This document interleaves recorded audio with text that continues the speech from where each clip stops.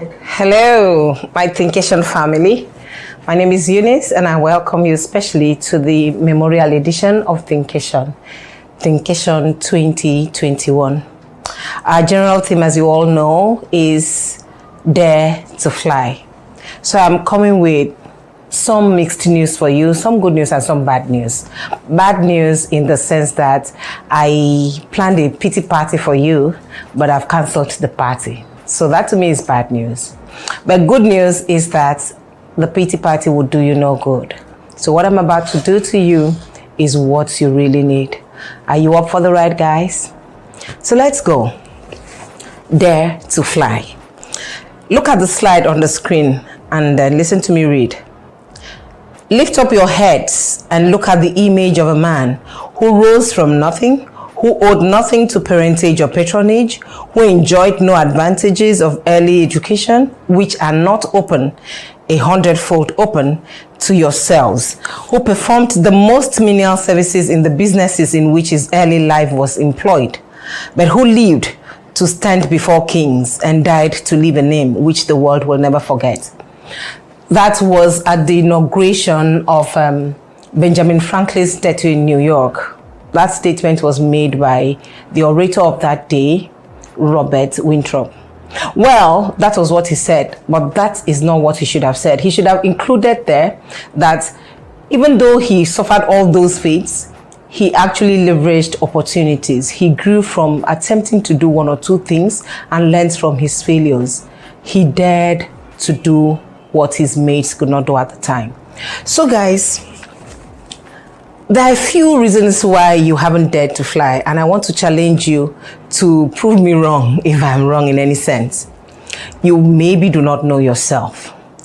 Perhaps you do not understand your environment, or maybe you're even in the wrong company. Perhaps also you do not know your role in your environment, and you are yet to discover the problems, the challenges where you need to solve, and then the challenges that you need to overcome. So let's expose ourselves to the truth for once. We are going to have this bitter truth for breakfast, depending where you're watching from, for lunch or for dinner. One of those guys in the Bible, Prophet Ezekiel, that's what they called him. He came into the world and he was a prophet. Folks called him prophet. He even answered to the name prophet. But I'm not sure he was a prophet at the time he was answering to that name. My guy roamed from toilet walk to business to politics and he didn't prophesy. There were dried bones in a valley. My brother did not see those dried bones. Neither did he even attempt to prophesy to the dry bones. It took God, who was waiting on him, to call his attention to the fact that there was a problem he was to solve in his community. Took him to that valley and asked him, Ezekiel, they call you a prophet. Have you seen this valley of dry bones? What do you think of the dry bones? My guy said, you know. How can a prophet see a problem that needs prophecy and he does not know that he can prophesy, or he should be the one to prophesy? So it took God to tell him that, okay, since you do not know what to do, dare to breathe onto the bones. Immediately he did it. Bible says the wind blew. There was a great wind. That's what the Bible said, in the valley. So maybe you've been trying to do something, and the minute you dared to do that thing, some wind, came, and then the dust was raised. You now give up. Calm down. When you're trying something for the first time, it is very right for the dust to rise, for the wind to blow, for you to be confused, for you to be challenged, for you to be afraid. But you know what? Keep your calm. That is the process. So after that, he was told again. He noted that he was challenged. So while in your journey, please try to note the things that you encounter, the challenges and the hurdles that you have to overcome while you're trying to fly. So he noted that, he had some challenges. He continued, he persisted. That is the attitude of anyone who dares to fly. You have to come with an attitude of consistency. He breathed again onto the bones. The sinews came, And continuously, he kept breathing and kept breathing onto the bones until the flesh came together and the bones stood up and walked. This was in a society where he did not know what to do, where he had not even discovered himself. Yes, you might be answering to the name a scientist, oh, young innovator, and then we are suffering from the lack of light, electricity light, yes, power, good drinking water, and all of those vices and challenges that we're encountering in our society today. Yet you're the young scientist that you've claimed to be. Are you sure?